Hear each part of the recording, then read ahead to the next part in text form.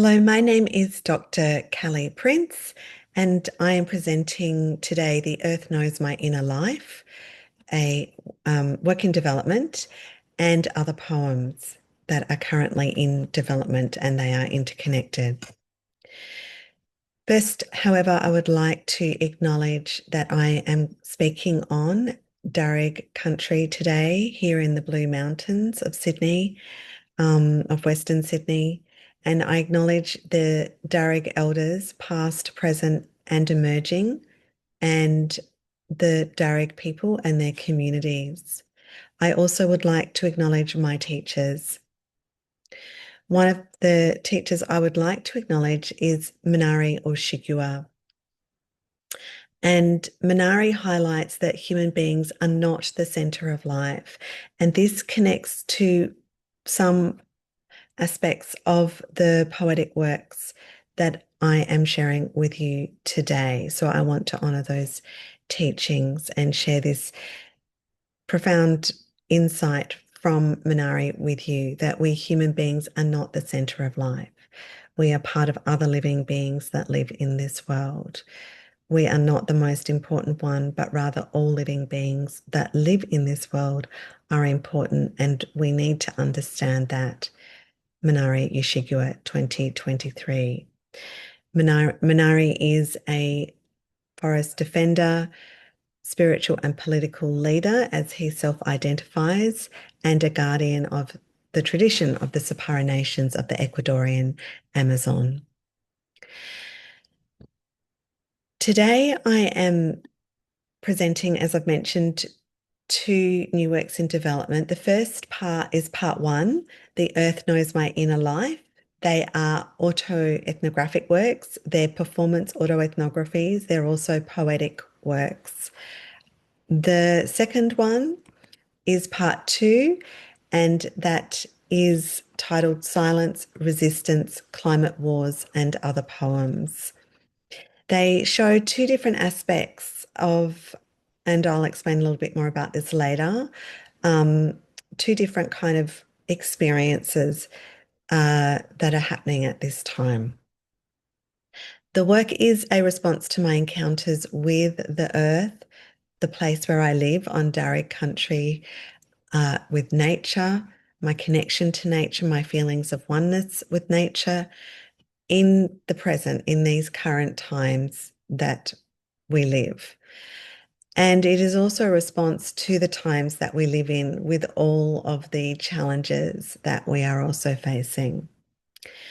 Norman Denzin, and the work that I have has no date on it, which is available online, wrote in a piece titled My Stories Connecting the Personal and the Political.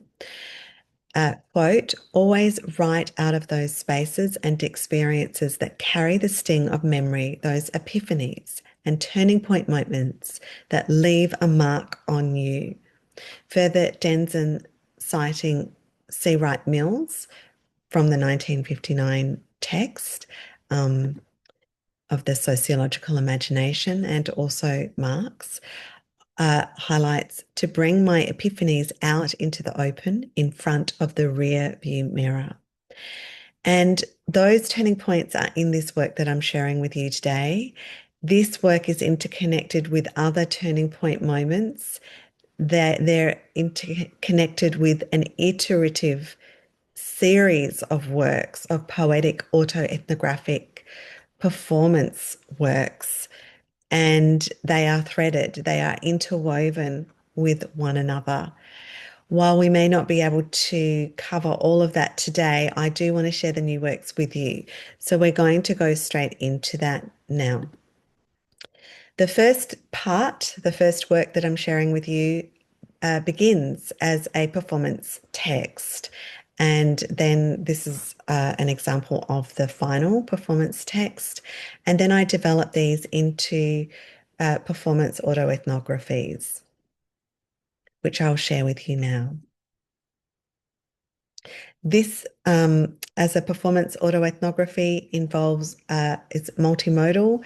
It involves multimedia, as well as, visual ethnography, sensory ethnography, the performance ethnography, and so on. So we'll look at that now.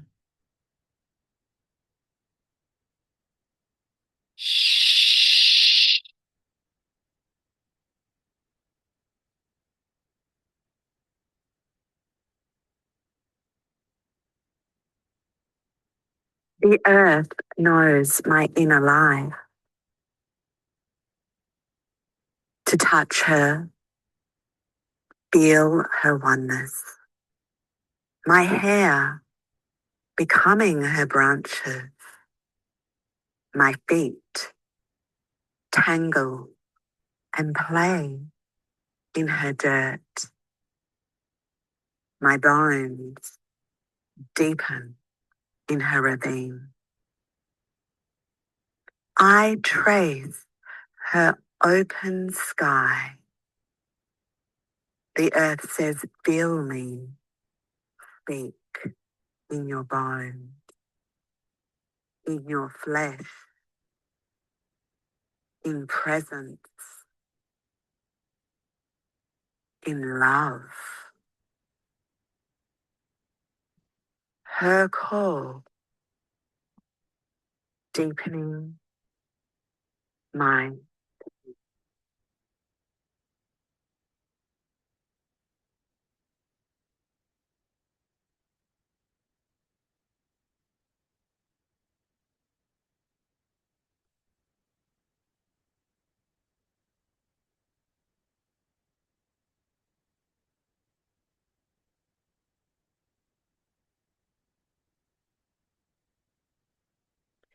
So that concludes part one. And part two, I will share with you now. Performance, or part two, is an interconnecting haiku, 4 poems: Silence, Resistance, Climate Wars, and Weep. It was written in a non-linear process from 2025 through to the very beginning of and the first few days of 2026. So we'll have a look at that work now. This work, while the first part one explores my connection to the earth and that feeling of oneness, this work explores the shadow side and the issues that we're facing on the planet at this time. So let's have a look at that now.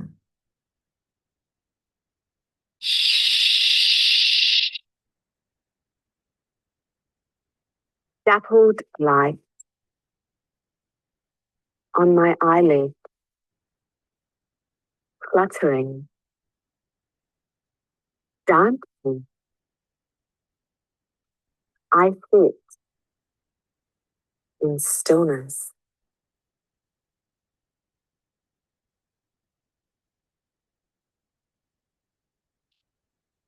Every time I visit her, it is an act of resistance.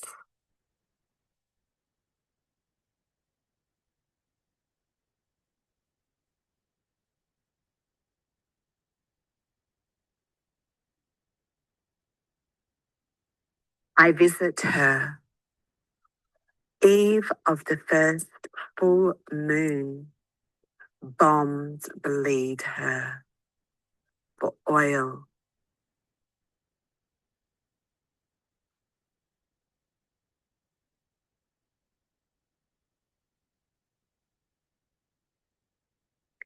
She oaks weep by the river.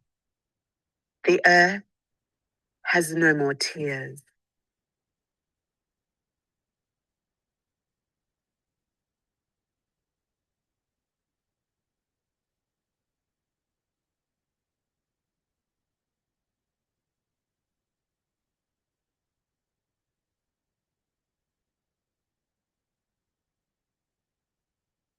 And that concludes part two. So by way of some further background, and I won't spend a long time on this, but I'll just summarize it.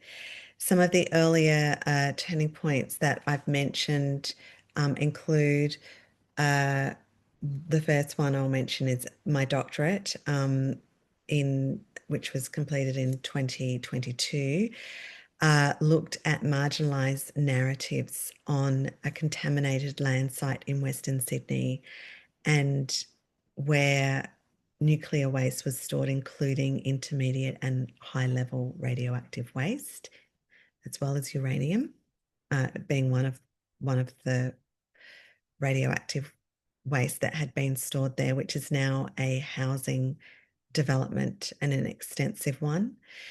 It is also a place where bombs and munitions were created for war.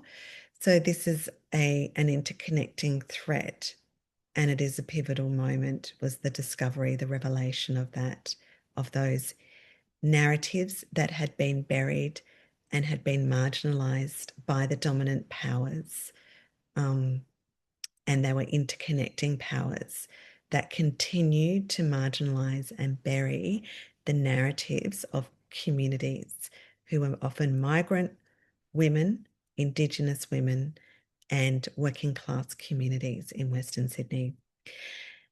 The other pivotal moment, in 2025, I've been very fortunate to be teaching on and subject coordinating a subject called Group Project, where students work with an industry partner, which is a museum in Western Sydney, and they work on generating collaborative climate action initiatives and creating those concepts and those project proposals and presenting them directly to the museum. But what has been the most recent turning point or moment that I want to share with you that interconnects with all of these other moments? Well, the majority of the photographic content that you just saw in those works was created on the afternoon of the 3rd of January. It was a full moon that night, January 2026, and in the Blue Mountains here in Sydney, that is. And later that night, the news broke of that Venezuela had been bombed. The president and the first lady of Venezuela had been kidnapped by the US. So we have reached a critical moment in the midst of a spiraling climate crisis. We read about these that we've reached irreversible climate tipping points. We live in a time of ecocide. We see and we are witnessing the erasing of climate data by powerful rulers. We have crossed, well, in particular, a powerful ruler. We have crossed the threshold of post-normal, according to SADA 2010, and we are in the space in between as we cross into a transnormal world, again, SADA in 2025. As Chris Hedges writes, our democratic institutions are moribund, meaning that they are at the point of death. They are unable or unwilling to restrain our ruling gangster class. Further, quote, dictatorships are one-dimensional. They reduce politics to its simplest form: do what I say or I will destroy you, unquote. And a little further on, Chris Hedges writes, nuance, complexity, compromise, and of course, empathy and understanding are beyond the tiny emotional bandwidth of gangsters, including the gangster in chief, unquote. And so here we are at this pivotal and a catastrophic moment, a quickening point in the midst of unfolding climate wars. And I say that in plural, deliberately. If we did not think we would live to see this in our lifetime, we are living it now. And the first work examines the beauty, as I've discussed already, and the second work was mostly written, as I said, in 2025, but the very kind of one of the missing haiku pieces, or one of the final poems that's embedded in the work, actually came on the night of the 3rd of January and thereafter. So let's return to Denzin's reflections on performance ethnography and particularly my stories. Denzin said, my stories are reflexive, critical, multimedia tales and tellings, and that is what I explore in my work. But I also want to highlight Denzin stated that they are interventions into the popular. My stories create conditions that allow individuals to imagine a politics of hope and possibility. And he cites or refers to Madison, 1998, who is another one of my great heroes. And that's from Denzin, 2003. So why do we do what we do? We do this to see the possibilities, to imagine new futures, to open conversations, to consider the nuances in these conversations, to consider new perspectives, to turn back and look at ourselves and our own contribution to the moment that we are living, that we are inhabiting, that we are in. And these are all the things that autoethnography offers us. And it is critical. It could not be more critical at this time. In terms of a methodological approach, I won't have time to go into this in a lot of depth.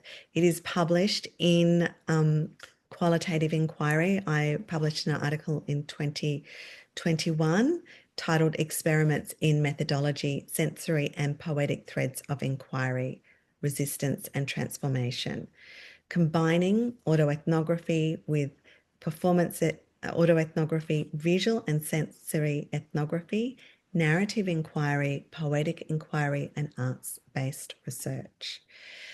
There's a little bit more on the methods here. It is not limited to these methods, but it can include these. And I just want to highlight that it's multimodal, it's iterative, it's mosaic, and most importantly, it's relational.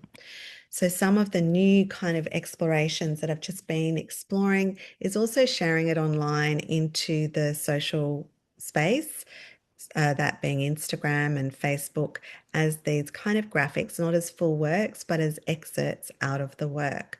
And so they appear like this, like this, like this, like this. And it's really interesting just sharing that in the last few days, the ones that people are responding to the most are silence and resistance and weep. It's interesting that that some of them, like climate war, is something that is, I think it's confronting. But these are the kinds of conversations that we need to be having. Thank you for your time, and I look forward to seeing you at ISAN 2026.